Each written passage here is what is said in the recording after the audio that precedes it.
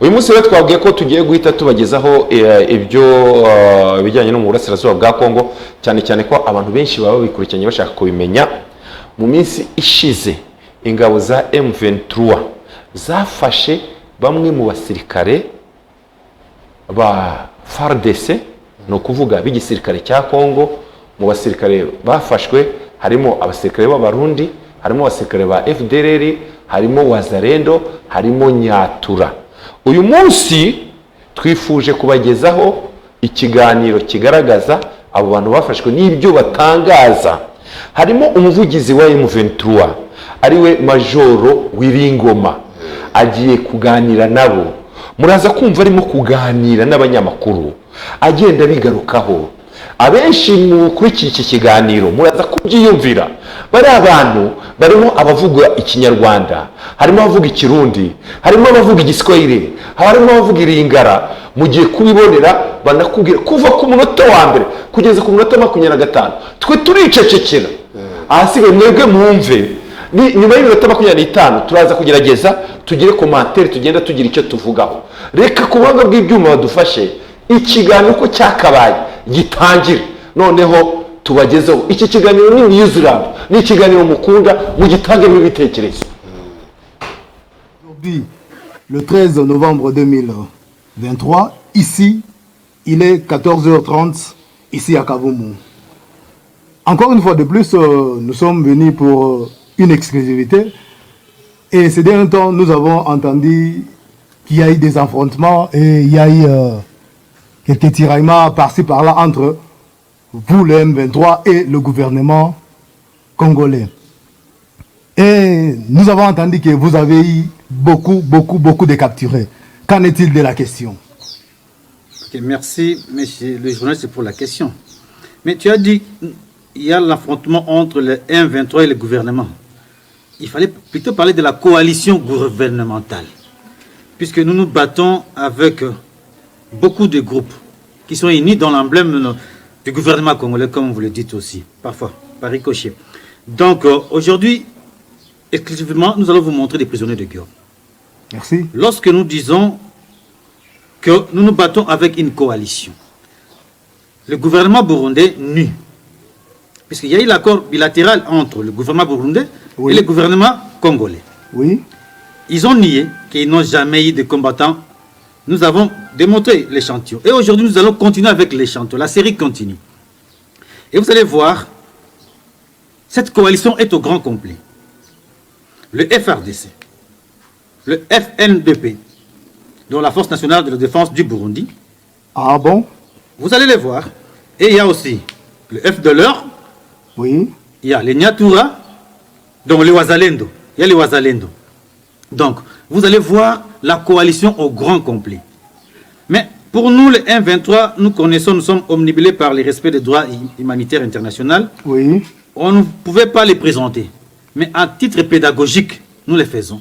On fait que le monde sache réellement qu'est-ce qui se passe et quel est le vrai problème. Merci. En tout cas, merci beaucoup. Et vous allez nous permettre de parler avec... Je vous en prie, volontiers. Merci beaucoup.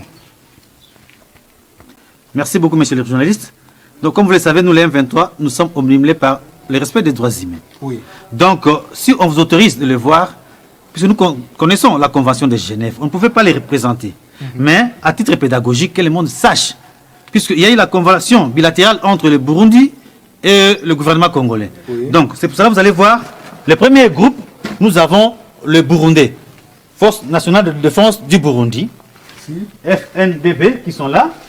Et le deuxième groupe, ce sont le FRDC, les éléments de FRDC. Et le troisième groupe, ce sont ceux qu'on appelle, entre guillemets, les Wazalendo.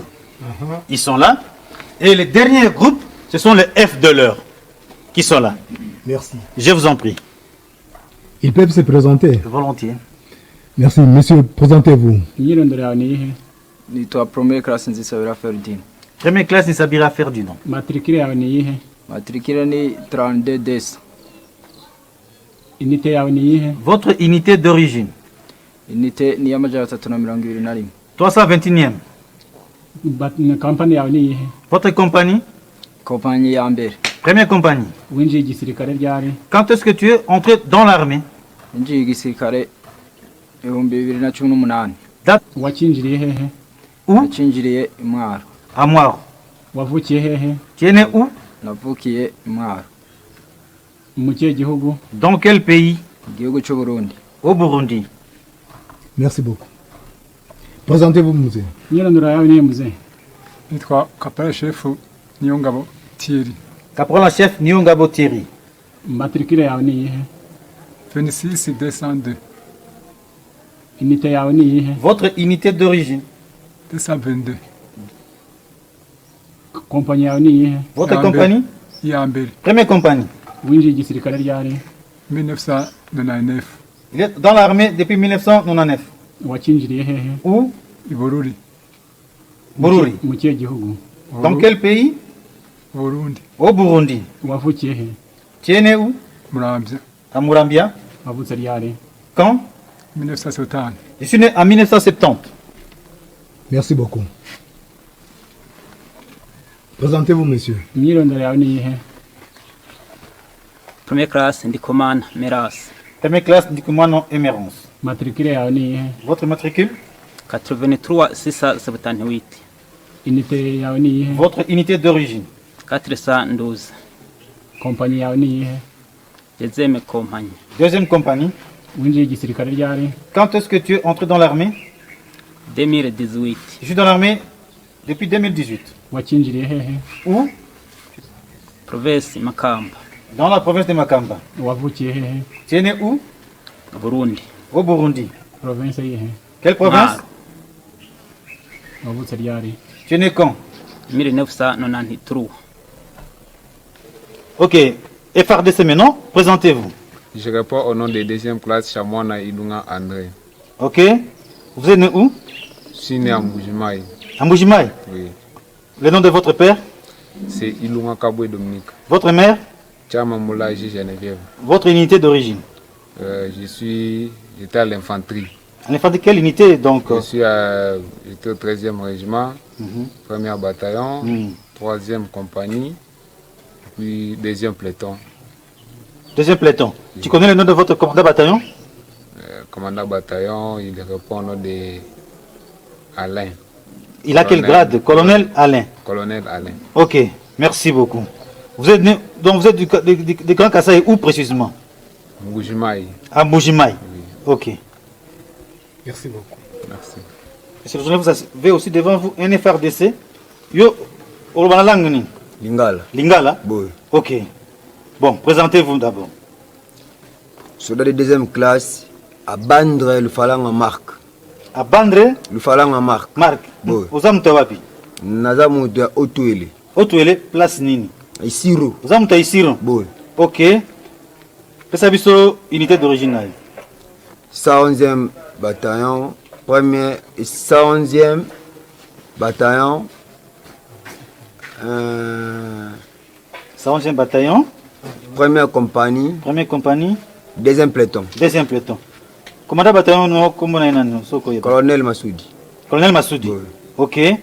Mutu Isiro. Kabila mutu ya wapi? Mobutu beza mutu ni. Nazamu Ngwetu. Oza Mungwetu. Boy. Ça va, merci. Messieurs les journalistes, comme vous les voyez, ce sont ce qu'on appelle entre guillemets, ces jeunes gens sont les Wazalendo. Entre guillemets, ces termes-là, ce sont les Wazalendo qui sont devant vous. Monsieur, présentez-vous. Imyirondoro yawe ni iyihe? Niragire Baraka. Je m'appelle Nirangire Barak. Inite yawe ni iyihe? Votre unité? Wazalendo. Je suis Mouzalendo. Chef wawe ni Votre chef, c'est qui? Bavuga. Il s'appelle Bavuga. Wavukiye hehe? Imati. Tu es né où? À Mati. Merci. Imyirondoro yawe ni iyihe? Nahayo B7. Nahayo? 7. Je m'appelle Nayo 7. Inite yawe ni iyihe? Votre unité? Lazarendo. Je suis Mouzalendo. Chef wawe ni uwuhe? Votre chef, c'est qui? C'est Bavuga. Ils ont les mêmes chefs, les deux. Wavukiye hehe? Tu es né où? Butare. À Boutare. Ils viennent du même endroit. Messieurs les journalistes, lorsque nous disons que le FRDC travaille concomitamment avec le FDLR, les gens pensent que nous disons de n'importe quoi. Vous avez devant vous les éléments FDLR. Bon, c'est à vous de leur poser la question vous-même. Oui. Monsieur, présentez-vous. Imyirondoro yawe ni iyihe? Baraka Shukuru. Je m'appelle Baraka Choukour. inite yawe ni iyihe? Votre FDLR. unité? Je suis FDLR. winjiye muri FDLR ufite imyaka ingahe? 15. Je suis au sein des FDLR, j'avais 15 ans. Merci beaucoup. Witwa nde wowe? Tu t'appelles comment? Nitwa Samehe Emmanuel. Je m'appelle Samehe Emmanuel. Inite yawe ni iyihe? Votre unité? FDLR. Je suis FDLR. winjiye muri FDLR ryari? Tu es entré, 2017. je suis entré au FDLR en 2017. Merci beaucoup. Vous êtes burundais. Comment vous vous êtes retrouvé ici en RDC? none kuri umurundi wisanze muri Kongo gute? jewe ukuntu nisanze muri Kongo ndi Bujumbura dushika abantu 50 baciye batwambika iteni twambitse iteni baciye baturiza indege. Je suis arrivé, moi j'étais au Burundi, on nous a donné des tenues militaires.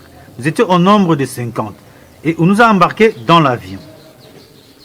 Batwambitse iteni twaciye twurira indege. Iteni babambitse none mugabo ni iteni ya hehe? Batwambitse iteni ya FARDC. La tenue que vous a donnée, c'est quelle tenue? On nous a donné des tenues de FRDC. Ah bon? babambitse iteni ya FARDC muri Tenue Bujumbura? de FRDC au Burundi? Yego. Oui. Tumaze gushika ku kibuga c'indege i Goma. Lorsque nous avons atterri à l'aéroport international de Goma, none Burundi babahaye iteni gusa nta nkobo babahaye? donc, au Burundi, on vous a donné seulement des tenues et non des armes? Oya. Non, on ne nous a pas donné des armes au Burundi. Rien que des tenues militaires des FRDC. Dutora inkoho dushitse i Goma. Ni ukuvuga ngo inkobo bazibahaye mugeze i Goma? On nous a donné les armes à Goma. none mugabo inkobo babahaye ni za FARDC cyangwa ni za News Burundi? Est-ce que les armes que vous a dotées, est-ce que ce sont les armes qui sont venues du Burundi ou bien ce sont les FRDC qui vous ont donné des armes? Niza FARDC. Ce sont les armes de FRDC. Ah bon? Ok. nyuma yo kubaha inkoho bababwiye ko mugiye gukora iki? Lorsqu'on vous a donné des armes, quelle était la mission? Qu'est-ce qu'on vous a dit, votre mission? Mission yo kuja Kirorigwe kurwanya abanyarwanda. On nous a donné la mission d'aller à Kilolirwe pour se battre contre les Rwandais. none mugabo Kirorirwe bababwiye ko ari mu Rwanda? Est-ce que on vous a dit que Kilolirwe c'est au Rwanda? Niho batubwiye ko arimo aho baba batuye. C'est ça que nous a dit, c'est là où il y a des Rwandais. none mugabo mugeze Kirorirwe mwahatsanze abanyarwanda bahari? Lorsque vous êtes arrivé à Kilolirwe, est-ce que vous avez retrouvé des Rwandais? Twasanze atabanyarwanda bahari ari abakongomani. Nous avons retrouvé rien que des Congolais. Merci beaucoup. none muzehe ko uri umurundi wewe wisanze muri Kongo gute? nisanze muri Kongo nari mvuye mu Burundi nca mu Gatumba nca ni Bukavu. Mais tu es burundais. Mais comment est-ce que tu te retrouves au Congo? Ok, nous avons quitté Burundi. Alors, nous sommes passés par Gatumba et nous sommes descendus jusqu'à Bukavu. muzehe ni ukuvuga ngo wowe ntago wazanye na mugenzi wawe yatubariye ko yaje n'indege, wowe ndumva waraje n'umuduga? Yego aje n'umuduga. none impuzu ya FARDC wewe wayambariye? Nayambariye Bukavu. Ok, mais est-ce que vous êtes venu avec votre ami? Non, moi je suis venu par véhicule. Mais non, où est-ce que vous avez trouvé des tenues? On nous a doté cela à Bukavu. muzehe Bukavu niho wambariye impuzu ya FARDC, hanyuma inkoho yo wayiherewe hehe? Niho byose nabiherewe. Ok, on nous a doté des tenues militaires à Bukavu et on nous a aussi doté des armes, donc des tenues des FRDC et des armes à Bukavu. none muzehe umaze kuhabwa inkoho n'impuzu bya FARDC wewe bakubwiye werekeze hehe? Yerekeze igicanga. Mais on vous a donné les armes et des tenues militaires. On vous a donné quelle mission pour aller où? Justement, aller à Kichanga. muzehe wewe bakubwiye ngo werekeze igicanga, bakubwiye ko ugiye kugwanya nde? Kurwanya umunyarwanda.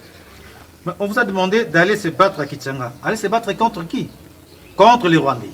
Merci beaucoup. none wewe nawe kuri umurundi wisanze muri Kongo gute? Ukuntu najya muri Kongo ariko kibuga c'indege ca Bujumbura niho nambariye iyi teni ya FARDC? yego wacuja mu ndege hama shitse igoma baguha inkoho utera uja kuri tere ahantu twagiye ahantu bita igicanga dutera tugwanya abanyarwanda. none igicanga wagiye wasanze ari abanyarwanda bahari? Oya, sabwa ari abanyarwanda bahari, hari abakogomani. Vous êtes burundais. Mais comment est-ce que vous êtes retrouvé au Congo? Justement, nous étions à l'aéroport de Bujumbura, on nous a doté de tenues militaires. Et après, nous avons pris l'avion et nous avons atterri à Goma. Et de là, on nous a donné des armes. Et on nous a donné pour mission d'aller où? À Kichanga, pour se battre contre les Rwandais. Merci beaucoup. none mugabo umulongozi wanyu waje barongoye ninde muve Burundi? Yere majoro gashira hamwe. Aya majinga yangaya ari hehe? Onyera vuga ko yoba yarapfuye muri iyo migwano twarimo. Et vous, donc, vous êtes venu avec qui vous dirigez? Qui était votre commandant? C'est le major Kashirama. Et ce dernier, il est où? Il est déjà mort, il est tombé sur le champ de bataille. Merci beaucoup. None M23 aya majinga ya ibafashite? M23 idufashe neza. None murasaba iki? Turasaba imiryango yacu iri mu Burundi na société civile yacu iri mu Burundi yuko yatubwirira leta y'u Burundi ikavugana na M23 tugasubira mu Burundi iwacu. Nous demandons directement. Donc, ce qu'il a demandé directement la question. Maintenant, qu'est-ce que vous voulez qu'on fasse pour vous? Nous demandons premièrement à notre famille qui sont au Burundi et à la société civile du Burundi depuis faire le plaidoyer auprès du gouvernement burundais, afin qu'il cherche un modus vivendi, donc un compromis avec les M23, afin que nous partions chez nous au Burundi. Merci beaucoup. None muzehe kugeza aya majingo M23 ibafashite? M23 idufashe neza. None ni iki musaba? Saba imiryango yacu iri Burundi na société civile iri Burundi ko bwira leta y'u Burundi bakavugana na M23 hanyuma kugira ngo dushobore gutaha umuryango wacu. Comment est-ce que les M23 vous a accueilli? Non, ils nous ont accueillis chaleureusement, nous sommes tellement bien. Mais qu'est-ce que vous demandez? Qu'on fasse quoi pour vous? Nous demandons premièrement à nos familles qui sont au Burundi, à la société civile burundaise, de faire le plaidoyer auprès du gouvernement burundais, afin qu'ils puissent trouver un modus vivendi avec les M23, afin que nous allions chez nous, au Burundi. Merci beaucoup. None mugabo wewe amajinga ya M23 ibafashite? M23 idufashe neza. None murasaba iki? Turasaba imiryango yacu ko yavugana na leta y'u Burundi hamwe na société civile y'u Burundi ko bavugana na leta y'u Burundi ikavugana na M23 kugira ngo dusubire mu miryango yacu. Comment est-ce que vous traitez? Les M23 nous ont bien traités, continuent de bien nous traiter. Alors qu'est-ce que vous demandez? Nous demandons d'abord à nos familles, premièrement, de faire la pression au gouvernement burundais, comme aussi la société civile, afin qu'ils puissent trouver un modus vivendi, un compromis avec les M23, afin que nous rentrions chez nous au Burundi. Merci beaucoup. Ok. Deuxième classe. Oui, maman. Ndeni. Naza bien, maman. Vous allez bien? Naza bien. Likamozate? Les Kamozate. Udame?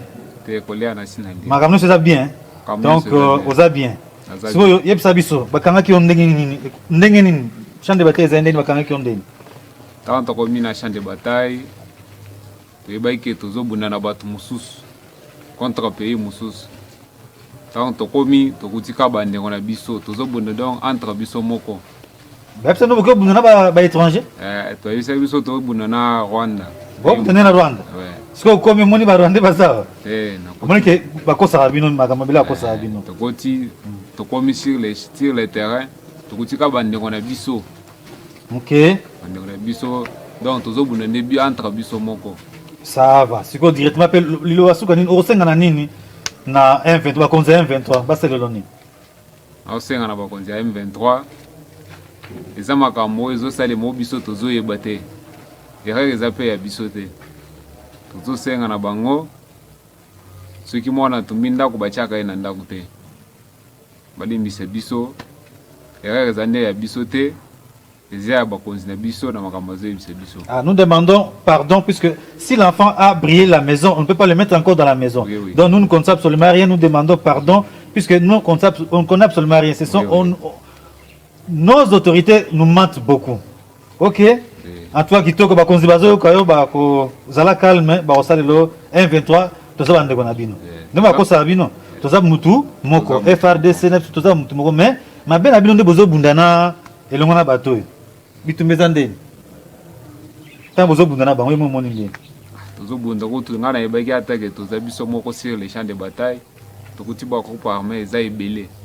Tokuti Wazalendo, Nyatura, Burundi, FDLR, nazo comprendre te. Eh, en tout cas. Tokuti ba groupe armés nde ebele. La groupe la même des ébélés. Eza ebele kuna mo un peu. Là vous parlez en français même, il n'y a pas un problème puisque tu parles un bon français. Donc vous avez beaucoup de groupes On a armés. trouvé là-bas beaucoup de groupes désarmés. Donc il n'y a pas moyen de se battre. De se battre. Donc l'armée est devenue indisciplinée. Par exemple, moi je donne un exemple. Par exemple, je suis un chef section. J'ai ma section. Je sais comment œuvrer avec mes éléments. Et si on prend un exemple, un élément de soi-disant Nyatura ou bien un Burundais, on lui met dans ma section, je ne vais pas bien Le œuvrer. commandement devient irrationnel. Par exemple, lui, quelqu'un de Burundi, il ne connaît pas ma langue. Et si moi je disais par exemple de progresser, comment il va progresser? Pourtant, il n'entend pas ma langue. Ok, ça va, merci beaucoup. Yo Negeni. À l'aise, mon major. Vous êtes à l'aise, hein? Oui, mon major. Vous êtes ici. Oui. Ok, en tout cas. Libano Asuka, Loba, Bakanaki Ondeni, ni pour le Balibano Asuka directement. Bazunga na champ de bataille, na juste na Kichanga. Kokoma tokomi na Kichanga, ndenge objectif otoyelaki. Esika to utaki poto koma Kichanga en opération qui boyeke kobundana pays voisins comme Rwanda. Mais kokoma sur le terrain tokuti ba civique, ba groupe armé belé lokola ba Nyatura première fois nga pena ba kombo Nyatura. Ba Nyatura ba FDLR ba Burundi et même ba commandant na biso tango tozo bunda batu oyo bazobeta masasi ke non bangonde ba poto bunda ba kote la biso bangonde oyo to bundi na bango le masasi oyo nazwaki za mutu oyo alati beka teni ya FRDC na ebaki te soki ezali Rwandais soki ezali nani donc na bundi bitumba oyo na yebi bit nango te donc raison pour laquelle il y a que non, Bacheki de erreur. Ça va. Merci beaucoup. Ok, messieurs les journalistes, vous avez devant vous les éléments F de l'heure. Merci. Comment vous vous êtes retrouvé ici au Congo? none wewe wisanze muri Congo gute? Naravuse mu Rwanda Mudende. Je suis né au Rwanda à Mudende. Hapa yaranzanye cyane mwana muto yangeze no muri Congo ari muri FDLR. Moi, j'étais tellement un enfant et je suis entré directement au sein des FDLR. None ko waje uri umwana muri Congo wageze muri FDLR gute? Tu étais venu, tu étais enfant. Comment est-ce que tu t'es retrouvé au sein des FDLR? Hapa yarabanye muri FDLR. Kanje nakura naje muri FDLR. Mon père c'était un FDLR. Directement moi aussi je suis un FDLR. Je suis rentré au FDLR. Merci beaucoup. None wewe wisanze muri Congo gute? Ngewe uko nisanze muri Congo papa avuga ko navukiye mu Rwanda muri Mutura. Papa me dit souvent que je suis né au Rwanda vers Mutura. Tugeze muri Congo ubwo nari ndi umwana mutoya kuko papa yari FDLR nanje nguze. Nous sommes arrivés, j'étais un enfant. Papa était un FDLR directement. Je suis grandi et je suis devenu directement FDLR. Merci beaucoup. Merci. Comment vous vous êtes retrouvé dans le Wazalendo? None mwebwe mwisanze mu Wazalendo gute? Leta yaradusansibirije iduha imbunda ngo tujye kwica abatutsi dutwike n'inzu yazabo tujye n'inka zabo. C'est l'État congolais qui nous a sensibilisés. On nous a donné les armes et on nous disait d'aller tuer leurs vaches et incendier leurs maisons et les tuer. Et tu es les Tutsis. Merci beaucoup. none wowe ufite imyaka ingahe? Tu as quel âge? imyaka 15. Wowe ufite imyaka J'ai ingahe? 15 ans. imyaka itandatu. Merci mon major. Nous avons vu 4 catégories aujourd'hui de capturés. Nous avons vu le Burundais, le Zef Deler, nous avons vu le Wazalendo, plus aussi le FARDC. Mais quel est votre mot de la fin? Ok, mot de la fin, vous avez vu la coalition. Lorsque nous disons, donc ils se sont unis pour une cause machiavélique. Vous avez vu ça vous-même. Donc, et vous serez surpris un jour, vous allez voir encore des prisonniers mercenaires blancs un jour.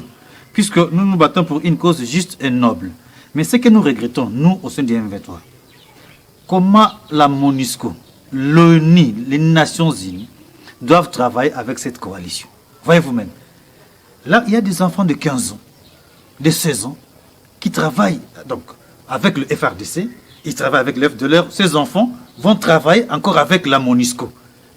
Mais c'est incompréhensible, messieurs les journalistes. Donc, que le monde puisse voir les gens que la MONUSCO doit travailler avec eux.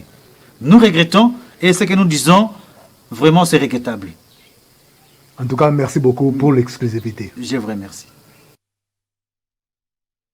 Jibone rero ni ikiganiro umuvugizi wa M23 yagiranye n'umunyamakuru yerekana abafatiwe ku rugamba muri iyi minsi, akavuga ko aba bantu bakoze ikintu kimeze nka coalition, nk'ishyira hamwe kwishyira hamwe, bari mu byiciro bine, harimo FDLR, FRDC, Wazalendo n'igisirikare n'abarundi tubyita abarundi ku gisirikare cy'u Burundi cyo ntabwo oya n'abasirikare bo mu gihugu cy'u Burundi.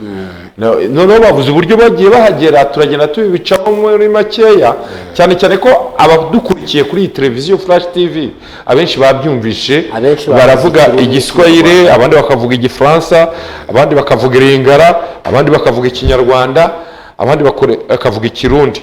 Ni indimi zikoreshwa muri aka karere, abenshi rero babyumvise. Bavuze bamwe ukuntu nk'abari abarundi, hari uwavuze uburyo bamwambitse uniforme ya gisirikare cya FRDC mu gihugu cy'u Burundi, ndetse araza avamo Goma, undi aca za Bukavu mu modokari, bavuga ngo bagiye kurwana ngo barwanye abanyarwanda. Aba Wazalendo nabo baravuga ati mugende mujye kwica abatutsi bari muri Kongo, mubatwikire n'ibintu byabo mu bitwara. Izi ni inkuru zimaze iminsi zivugwa, ariko abantu babivugaga batabona amashusho.